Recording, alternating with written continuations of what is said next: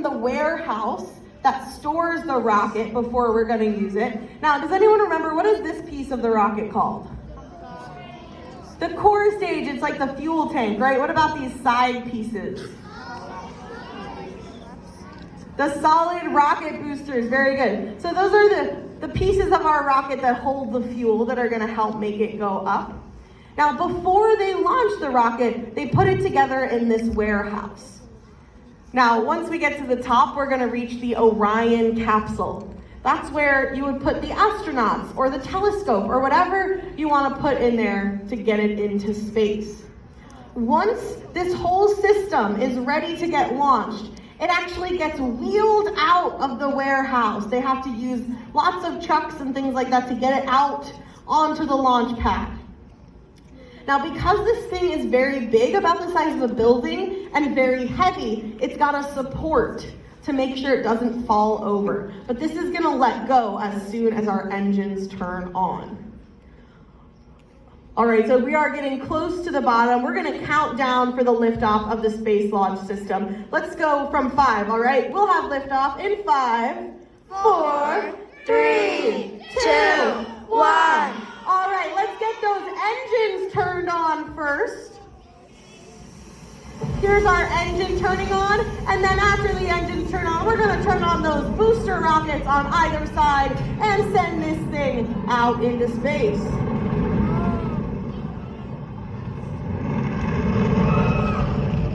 You can see as our rocket goes up and it's burning fuel, it creates a lot of smoke and clouds and fire, which means if you're watching a rocket launch, you have to stand very far away. If you got caught right under the rocket, you would not be super happy about it. So these rocket launches are very cool and very powerful, but they're also a little bit dangerous. So we have to be careful, and we have to make sure to test things over and over to make sure they work. So that's how we get things into space. Now let's talk about the different kinds of things that actually go into space. Let's start with some science missions, some things that do science for us. So we're gonna look at our nighttime sky. Now, if you spend a long enough time looking at this sky, which is what we see over Jersey City, you might start to see little dots of light that move faster. They're not quite fast enough to be an airplane, but they're faster than like a shooting star or a comet or anything like that, and they're more consistent. They're just like kind of chugging along. Has anyone ever seen a light like that in the sky? So if you have seen something like that, there's a good chance that it was a satellite. A machine that flies around the Earth. Now, some of the satellites that travel around our planet take pictures of the Earth. They're pointed at the Earth, so they can look down and see us here in Liberty Science Center. But there's also satellites that look at the clouds. They monitor weather. They make sure things are okay on Earth. They help us know when hurricanes are coming and things like that. So there's lots of satellites around Earth in what we call low Earth orbit, right? That's what we saw when we were trying to figure out our escape speed. So these are some of the satellites around our planet.